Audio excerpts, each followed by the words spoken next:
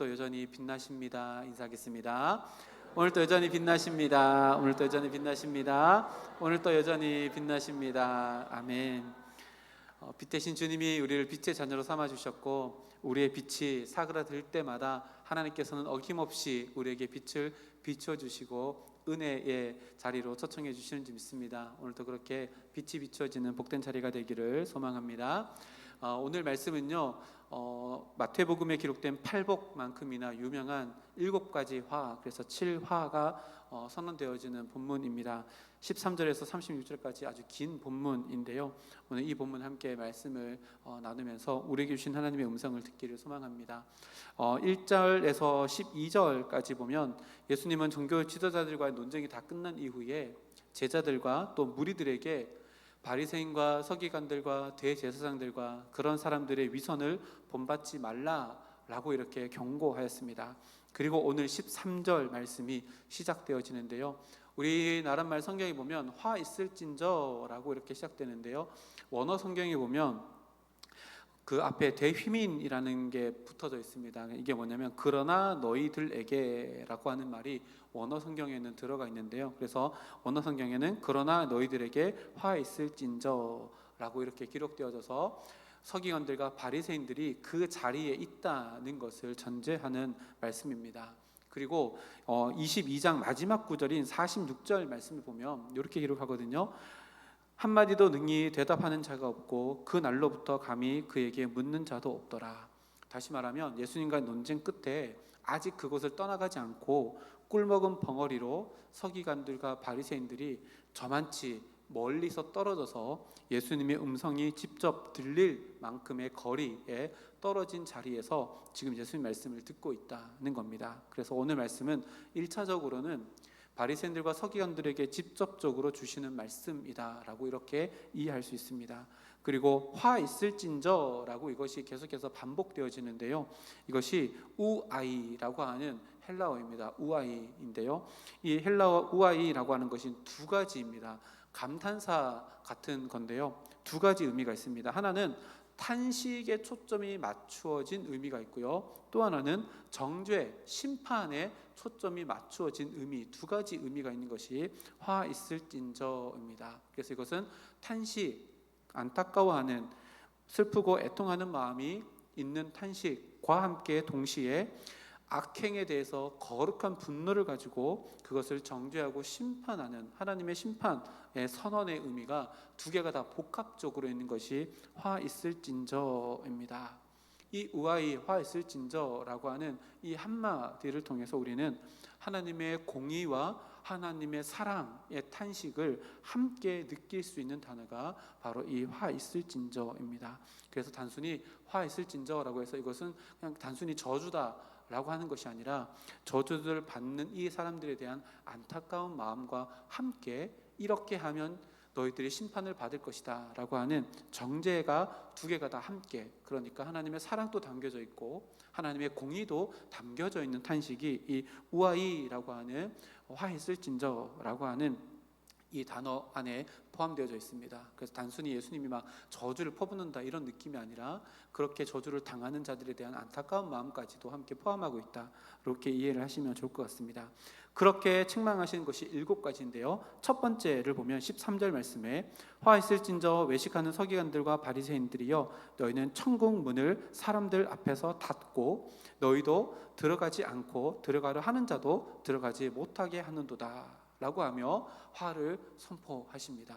이게 무슨 말이냐면요, 바리새인들은 당시에 율법, 곧 하나님께로 이끌어가는 방법을 가지고 있는 자들이었고, 당시에 율법의 최종 해석자 되시는 예수님께서 이 땅 가운데 오셔서 율법을 선포하실 때 율법을 제대로 알고 있었다면 이 예수님이야말로 참된 진리라는 것을 깨닫고 사람들을 예수님께 인도해서 예수님을 통해서 천국 문으로 들어갈 수 있도록 귀한 사명이 주어졌지만 그렇지 못하고 예수님을 반대함으로 말미암아 사람들도 예수님께로 가서 천국으로 들어가는 길을 막고 있다라고 이렇게 예수님께서 질책하십니다.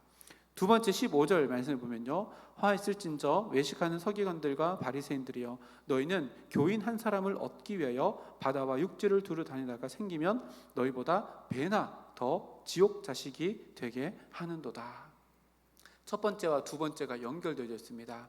당시 이 바리새파 사람들은요, 예수님께서 말씀하신 것처럼 또 한 사람의 율법주의자 바리새인을 만들기 위해서 바다와 육지를 두루 다니며 뭘 했어요? 전도했다는 것을 의미합니다. 그들의 열정이 대단했다는 거죠. 그러나 그들의 애씀과 열정은 천국으로 인도하는 열정이 아니라 또 한 사람의 율법주의자 바리새인을 만드는 열심이었을 뿐이다. 그래서 잘못된 열심이다, 방향이 잘못됐다는 것을 지적하시는 것이 이 두 번째입니다. 그리고 세 번째는요, 16절부터 22절까지인데 16절만 보면 화있을진저 눈먼 인도자여, 너희가 말하되 누구든지 성전으로 맹세하면 아무 일 없거니와 성전에 금으로 맹세하면 지킬지라 하는도다. 당시의 바리새인들이 하는 잘못된 맹세에 대한 책망입니다. 그래서 책망하시면서 뭐라고 얘기했냐면 바리새인들을 눈먼 인도자다라고 이렇게 이야기합니다. 눈먼 인도자이기 때문에 그들의 인도를 받는 모든 사람들도 다 잘못된 길로 인도받는다는 겁니다. 근데 그 중에 하나가 뭐냐면 맹세입니다. 16절 말씀 보니까요, 성전으로 맹세하면 아무 일 없는데 성전 안에 있는 금으로 맹세하면 지켜야 된다라고 이렇게 이야기합니다. 그래서 예수님께서 반박을 하시지요. 그들의 오류를 지적하시는데 17절 말씀에 보니까 어리석은 맹인들이여 또다시 맹이라고 지적하시면서 어느 것이 크냐, 그 금이 크냐, 아니면 그 금을 거룩하게 하는 성전이냐. 잘못됐다는 거죠. 성전 안에 있기 때문에 거룩하게 구별된 물건이기에 거룩한 것이지, 성전 안에 있는 단순히 금이라고 금 자체가 거룩하지 않다라고 이렇게 이야기해냅니다. 그런데 바리새인들과 서기관들이 성전 안에 있는 금에 대해서 이렇게 집착하고 성전의 제단이 아니라 제단 위에 있는 예물에 대해서 집착한다는 것은 그들의 마음 가운데 그것이 마음 가운데 좋은 것으로 보여졌고 그것에 대한 지나친 탐욕, 명예욕이 있었다는 것을 이야기하고 지적합니다. 그러니까 잘못된 것을 가르치고 있다는 것을, 오류를 지적합니다. 그리고 네 번째, 또 세 번째로 연결되어지는데요, 23절에서 24절 말씀인데 화 있을진저 외식하는 서기관들과 바리새인들이여, 너희가 박하와 회양과 근처의 11조는 들이되 율법에 더 중한 바 정의와 긍휼과 믿음은 버렸도다. 그러나 이것도 행하고 저것도 버리지 말아야 할 것이니라 라고 말씀합니다. 이게 무슨 말이냐면요, 바리새인들은 율법을 막 지켜 행합니다. 근데 사소한 것들에는 목숨을 걸고 지키지만 정작 더 중요한 것, 다시 말하면 더 중요한 것은 율법 자체가 아니라 율법이 담고 있는 의미, 그것이 뭐예요? 정의와 긍휼과 믿음을 지키며 살아가는 일상에서는 너희가 왜 소홀히 하느냐라고 이렇게 이야기합니다. 이것도 3번이랑 연결되어져 있지요. 그래서 예물 드린 것도 중요하고 11조를 드린 것도 중요하지만, 근데 그 드리는 자체가 아니라 그 드린 자체의 마음 가운데 삶 속에서 정의를 행하며 살아가느냐, 긍휼을 베풀며 살아가느냐, 그 일상이 더 중요하다라고 예수님께서 말씀하십니다. 제가 이렇게 한번 표현해 봤는데요, 무너진 일상으로 절대로 견고한 예배를 드릴 수 없습니다. 근데 이들은 무너진 일상을 가지고 견고한 예배를 드리려고 더 철저하게 율법만 지키지 자기의 무너진 일상을 세우지 않습니다. 일상이 거룩하고 견고해질 때 비로소 우리가 하나님께 드려지는 예배가 더욱더 견고해지고 하나님께 드려지는 더 아름다운 예배가 될 수 있는데 그렇게 살지 못했다는 겁니다. 그리고 그 뒤편에 보니까요, 하루살이가 나오고 낙타가 나오는데요, 이게 되게 재밌는 비유이지요. 하루살이라고 하는 것은요, 팔레스타인에는 포도주를 빚잖아요. 포도주가 발효되면서 그 안에 모기류의 곤충들이 자라난답니다. 그러면 그것을 덜어내는 습관이 있었다고 합니다. 그리고 실제로 율법에도요, 모기 같은 곤충들은 부정한 것이라서 먹으면 되지 않는 것들입니다. 그래서 이 바리새인들과 서기관들은요, 일상적인 습관으로 자기 포도주 안에, 발효되고 있는 포도주 안에 이 그 발효되는 과정 속에서 생기는 그 곤충들을 걸러내는 것들을 다 하면서 나는 부정한 것들을 먹지 않는다라고 하며 이렇게 사소한 것에 목숨을 걸었던 모습들을 예수님께서 지적하는 겁니다. 근데 낙타는 삼킨다라고 하는 것은 뭐냐면요, 그들의 일상 속에서 더 중요한 것, 사랑을 베풀고 긍휼을 베푸는 것, 이것은 너희들이 행하지 않음을 삼킨다는 것을 이야기합니다. 낙타도 먹으면 안 되는 거거든요. 근데 그것을 삼킨다. 더 중요한 것들을 너희들이 다 걸러내야 되지만 더 큰 것들은, 부정한 더 큰 것들은 삼켜버리고 요만한 부정한 사소한 것들 가지고 목숨 걸고 있느냐라고 이렇게 지적하는 겁니다. 그리고 다섯 번째입니다. 25절에서 26절인데요. 화 있을진저 외식하는 서기관들과 바리새인들이여, 잔과 대접의 겉은 깨끗이 하되 그 안에는 탐욕과 방탕으로 가득하게 하는도다. 눈먼 바리새인이여, 너는 먼저 안을 깨끗이 하라. 그리하면 겉도 깨끗하리라. 예수님께서 계속해서 지적하시는 게 뭐냐면, 외적인 준수에는 너희들이 목숨을 걸고 열을 올려서 그렇게 하지만 정작 그것을 행하는 너희들의 내면 성찰은 왜 무시한 채 살아가느냐. 잔은 깨끗하지만 그 안에 담겨져 있는 것은 온갖 더러운 탐욕과 방탕함이 아니냐라고 이렇게 지적합니다. 여섯째도 보면요, 27절에서 28절인데요. 화 있을진저 외식하는 서기관들과 바리새인들이여, 회칠한 무덤 같으니 겉으로는 아름답게 보이나 그 안에는 죽은 사람의 뼈와 모든 더러운 것이 가득하도다. 이와 같이 너희도 겉으로는 사람에게 옳게 보이되 안으로는 외식과 불법이 가득하도다. 예수님께서 계속 맹인이라고 하고 눈먼 인도다라고 하고 여기서는 회칠한 무덤이라고 하면서 말씀하시는 게 뭐예요? 겉은 번지르하지만 너희들의 마음이 다 썩었다라는 것을 이야기합니다. 당시에 율법 중에는요, 죽은 사람의 물건들을 만지면 7일 동안 부정해집니다. 그럼 그것을 또다시 정결하게 해야 되는 예식을 했어야 했습니다. 그래서 혹시나 잘못해서 부지부식간에 내가 시체가 담겨져 있는 관을 만져서 부정하게 될까봐 그 사람들은요, 회칠을 두껍게 해가지고 부정하지 않게 하기 위해서 그것을 화려하게 꾸미고 정갈하게 꾸몄다라고 이렇게 이야기합니다. 그런데 그 속에는 뭐가 있어요? 죽은 자의 부패되는 시체가 있다는 겁니다. 예수님은 그것을 빌어서 비유해서 그들의 마음은 더럽지만 겉은 번지르한 그것을 또다시 지적합니다. 마지막 일곱 번째는요, 29절에서 32절 말씀인데요. 먼저 31절까지만 보면, 화 있을진저 외식하는 서기관들과 바리새인들이여, 너희는 선지자들의 무덤을 만들고 의인들의 비석을 꾸미며 이르되 만일 우리가 조상 때에 있었더라면 우리는 그들이 선지자의 피를 흘리는데 참여하지 아니하였으리라 하니, 그러면 너희가 선지자를 죽인 자의 자손임을 스스로 증명함이로다. 무슨 말이냐면요, 그때 당시에 바리새인들은 율법의 수호자들이었습니다. 그래서 율법을 증거하고 나누었던 선지자들을 기념하기 위해서 무덤을 만듭니다. 그리고 의인이라고 해서 비석을 또 아름답게 꾸며서 세웁니다. 그래 놓고 뭘 하는 거예요? 야, 우리가 그때 태어났더라면 우리는 선지자들의 피를 흘리는데 참여하지 않고 거룩하게 구별돼서 그 자들의 말을 듣고 순종했을 텐데 라고 하며 그 무덤 앞에 서 있습니다. 그 뭘 증명하는 거예요? 예수님 말씀처럼요, 자기 자신의 조상이 선지자들을 죽인 후손이라는 것을 스스로가 증명하고 있다는 것을 예수님께서 자기 오류에 빠져있는 또 바리새인들과 서기관들의 모습을 드러냅니다. 그리고 나서요, 32절 말씀이요, 조금 충격적인 말씀인데요, 짧지만 우리 한번 같이 읽어볼까요? 32절 말씀 시작. 너희가 너희 조상의 분량을 채우라. 이게 무슨 말일까요? 조상들의 분량, 그러니까 의인들과 선지자들을 죽였던 그 조상들을 분량을 남아있는데 채워라 라고 하는 게 뭘까요? 예수님의 죽음에 너희도 앞장서게 될 것이며 너희 조상들이 했던 선지자를 죽이고 의인을 죽였던 그 일을 너희들이 동일하게 하게 될 것이다는 것을 예표적으로 이렇게 지금 이야기하고 계신 겁니다. 여기까지가요, 예수님께서 말씀하신 7가지입니다. 바리새인들과 서기관들을 책망하며 7가지 화를 이렇게 선포하십니다.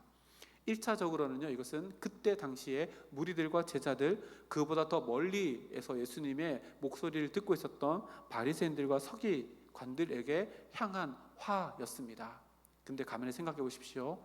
마태 공동체가 있었는데 그 마태 공동체에게 예수님의 말씀이 필요했기 때문에 예수님의 모든 말씀을 쓴 것이 아니라 예수님의 말씀과 일대기 가운데 중요한 것들을 기록에 남겨놓은 것이 마태복음이라면, 마태 공동체 안에서도 이 말씀이 필요했기 때문에 팔복 선언만 기록해 놓은 것이 아니라 7개의 화도 기록해 놓아서 마태 공동체 안에 무엇인가 경고할 필요가 있었기 때문에 기록해 놓았다라고 우리가 또 해석할 수 있습니다.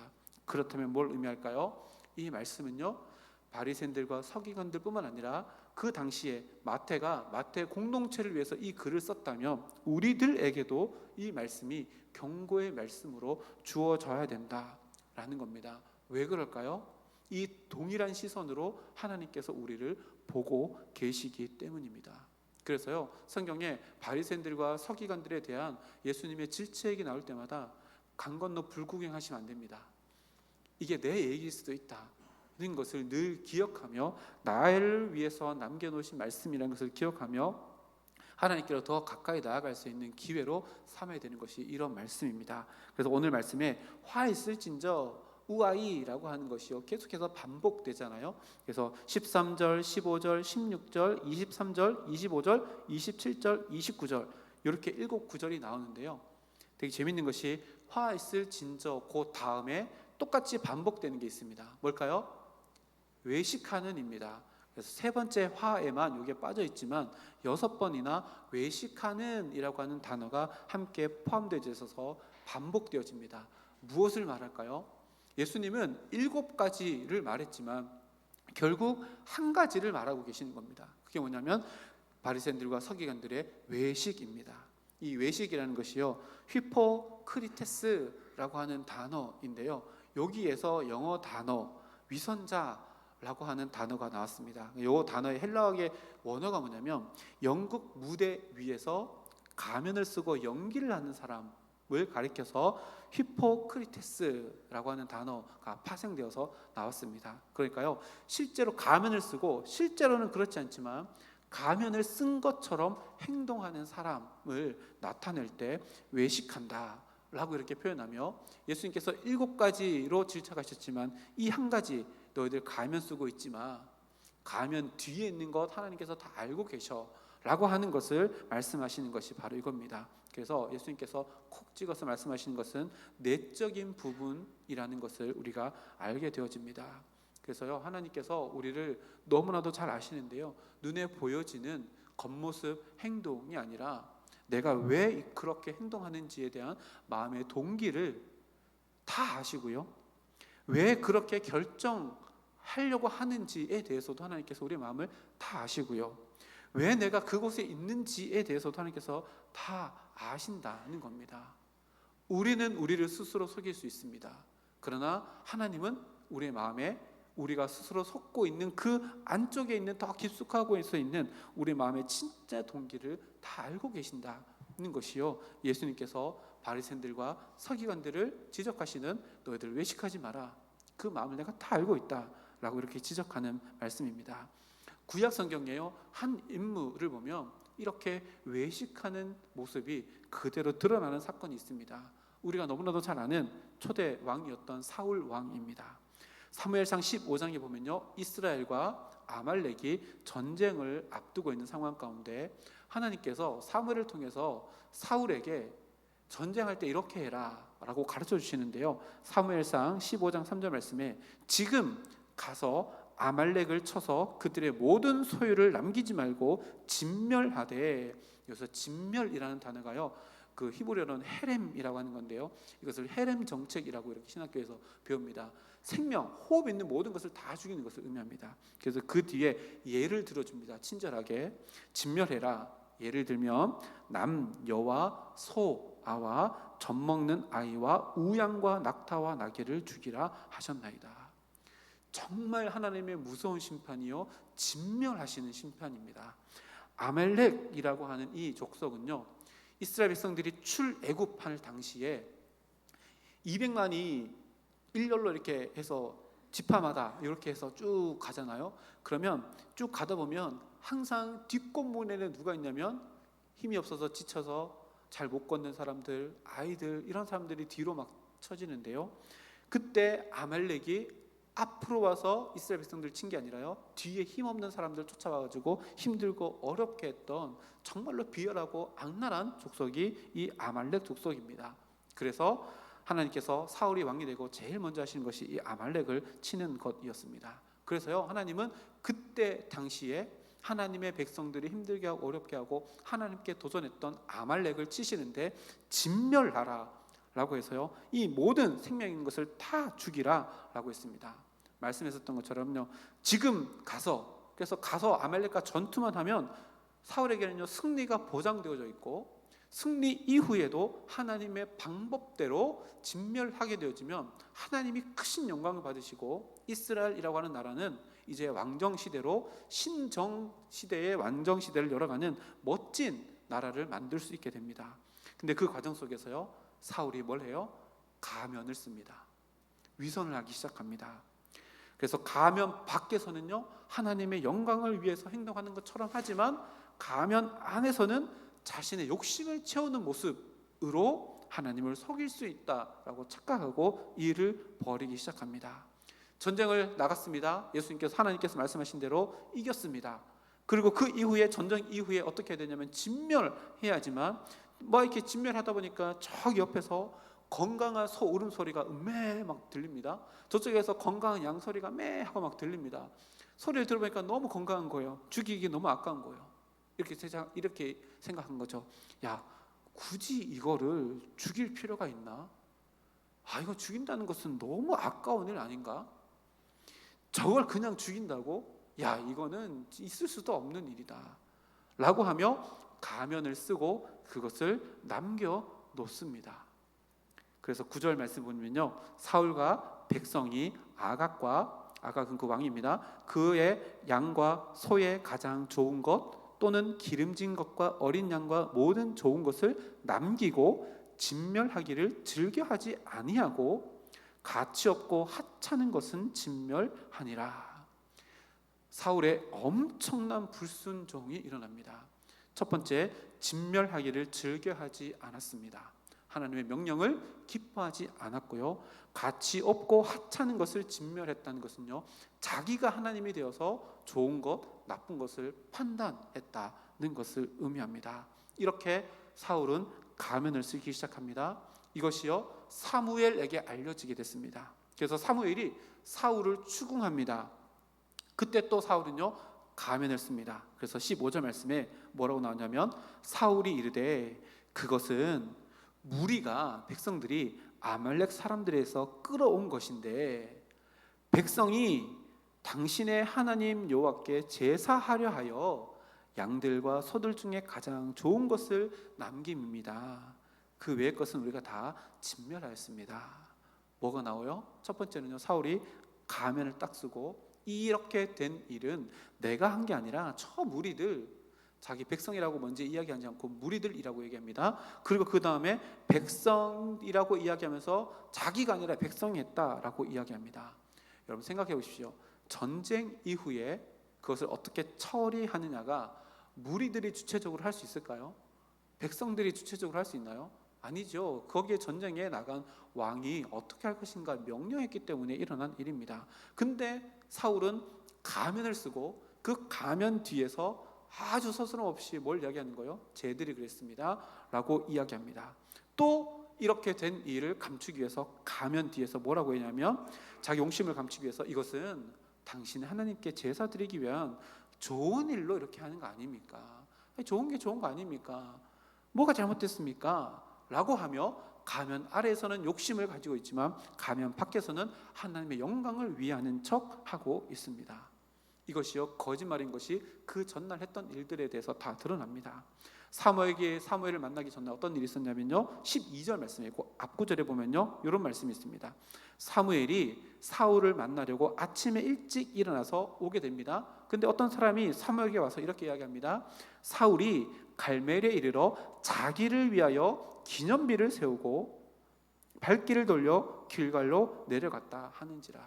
사울이 오기 전날요 이미 자기를 위해서 뭘 셌어요? 기념비를 세워서 가면 뒤에 있는 본심을 다 드러냈습니다. 이 전쟁은 자기의 영광을 위해서 여기 기념비를 딱 세운다라고 하며, 모든 영광 하나님께는 가면 쓰고, 그리고 모든 영광 나를 위해는 가면을 벗고, 이렇게 자기의 본심을 드러냅니다. 이제요 하나님께서요 사무엘을 통해서 사울에게 이렇게 말씀하십니다. 19절 말씀인데요. 어찌하여 왕이 여호와의 목소리를 청종하지 아니하고 탈취하기에만 급하여 여호와께서 악하게 여기시는 일을 행하였나이까. 사무엘이 이르되 여호와께서 번제와 다른 제사를 그의 목소리를 청정하는 것을 더 좋아하심같이 좋아하시겠나이까. 순종이 제사보다 낫고 듣는 것이 순양의 기름보다 낫습니다. 아주 유명한 구절이죠. 순종과 제사가요 대조됩니다. 듣는 것과 순양이 대조됩니다. 순종하는 것과 듣는 것은요 뭐예요? 내적인 차원의 문제이고요, 제사와 순양의 기름은요 보여지는 외적인 차원의 것들입니다. 이 두 개를 대조하면서요 사울은 외적인 것은 하나님께 영광이지만 내적인 것에는 자기의 영광을 취하고 있다는 것을 하나님께서 다 아시고 사울의 본심을 드러내십니다. 하나님은요 우리의 행함 자체가 아니라 그 행함의 동기가 무엇인지를 다 알고 계십니다. 하나님은요 우리의 계획 자체가 아니라요 그 계획을 하고 있는 동기를 다 알고 계십니다. 내가 하는 일들, 내가 계획하는 일들, 내가 소망하는 일들 그 자체가 아니라요 그것을 하고 있는 우리들의 마음의 중심을 다 알고 계신다는 겁니다. 이 사건을 통해서요 사울은 하나님께 버림받습니다. 왜요? 사울이 먼저 하나님을 버렸기 때문입니다. 그래서 사무엘을 이새의 집, 베들레헴 이새의 집으로 보내서 또 한 사람을 내가 거기서 기름 부을 테니까 가서 기름 부으라 라고 합니다. 아들들이 한 사람 한 사람 옵니다. 멋진 아들이 있어서 기름 부으려고 하니까 하나님께서 말씀하십니다. 16장 7절, 너무나도 유명한 구절이지요. 함께 읽어보겠습니다. 시작.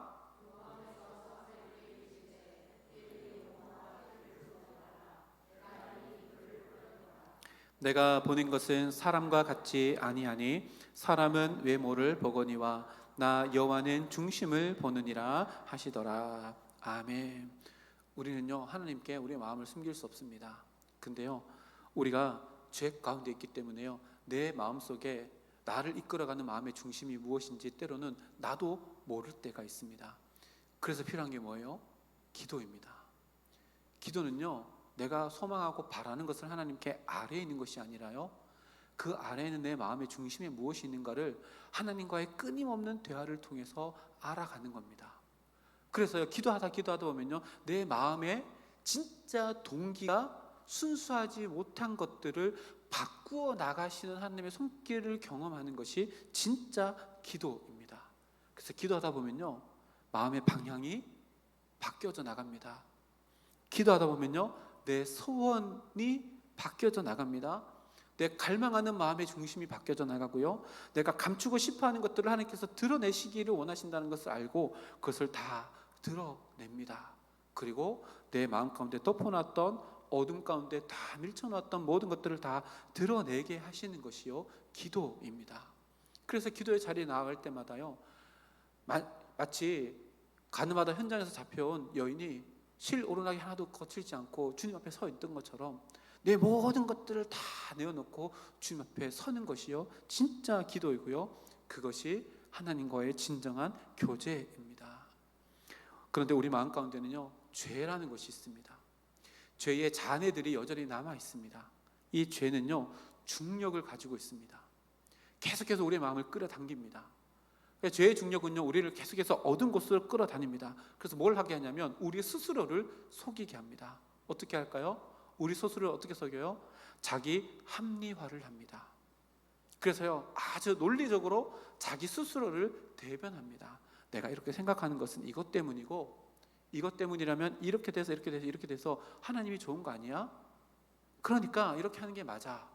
근데 자기 합리화하고 자기 알을 다 정당화해 놓은 그것이 내 안에 딱 정령화돼서 딱 들어가고 나면요, 뭘 못 보는 거예요?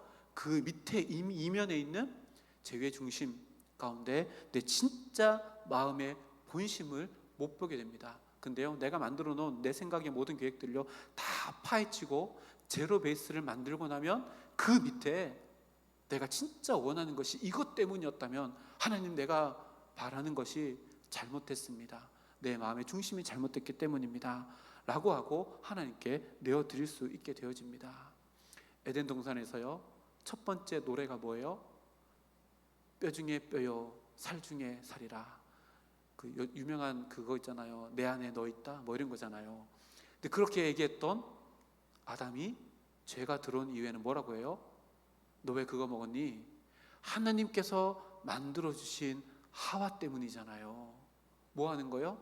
자기 합리화하고 정당화합니다. 아담은 뭘 못 본 거예요? 그렇게 말하는 자기의 마음의 중심을 자기 정당화 때문에 덮어놓고 못 보는 겁니다. 그러나 우리가요, 그 가면을 벗을 수 있는 죄의 중력을 이겨낼 수 있는 은혜가 이미 우리에게 있습니다. 이것을요, 어떤 목사님은 은혜의 부력이다 이렇게 이야기하더라고요. 죄는 중력이라서 끌어당기지만 은혜는 부력이라서 그것을 떨어져 내고 빛 가운데로 갈 수 있게 하는 힘이다 라고 이렇게 이야기합니다. 오늘 늦게 오셔가지고 첫 번째 찬양 뭐 했는지 모르시죠? 네, 15분부터 찬양하거든요. 그래서 분단에 한 분씩 앉아 계셨거든요. 네, 조금 더 5분만 일찍 오시면, 네, 우리 찬양팀 있고 나서 우리 5분 일찍 찬양을 시작하게 됐습니다. 이제 몇 주 안 됐는데, 네, 첫 번째 찬양이요, 주의 보좌로 나아갈 때라고 하는 찬양이었습니다. 제가 그냥 했는데 우리 그 예준이 악보까지 띄워줘서 고마워요. 네, 가사를 볼게요. 주의 보좌로 나아갈 때에 어떻게 나가야 할까? 나를 구원한 주의 십자가 그것을 믿으며 가네. 주의 보좌로 나아갈 때에 나 여전히 부족하나 나를 품으신 주의 그 사랑 그것을 믿으며 가네. 여기서부터 이제 후렴인데요, 자격 없는 내 힘이 아닌 오직 예수님의 보혈로. 자격 없는 내 힘이 아닌 오직 예수님의 보혈로. 십자가의 보혈, 완전하신 사랑 힘입어 나아갑니다. 십자가의 보혈, 완전하신 사랑 힘입어서 예배합니다. 중간에 보세요. 자격 없는 내 힘이 아닌이라고 고백합니다. 근데 우리는 어떻게 살아가요? 사울처럼, 바리새인들처럼 내가 자격 있다고 생각하며 나를 의지하며 신앙생활합니다. 그렇게 되면 어떻게 될까요?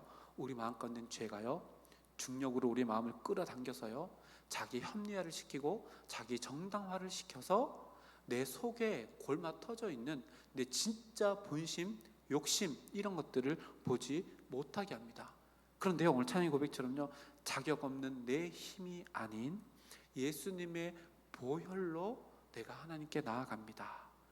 예수님의 보혈로 내가 살아갑니다 라고 하면 십자가의 은혜의 부력이 우리의 삶을 끌어당겨서 죄가 이끌어가는 우리의 삶이 아니라 은혜가 이끌어가는 우리의 삶이 되어서요, 마음의 동기에서부터 시작되어지는 선한 계획들과 선한 생각들과 선한 행위들이 우리의 삶을 채워나가는 삶이 된다라는 찬양이 바로 이 찬양입니다. 그래서요, 오늘도 이렇게 찬양했는데, 자격 없는 내 힘이 아닌 오직 예수님의 보혈로, 십자가의 보혈, 완전하신 사랑 힘입어서 나아갑니다.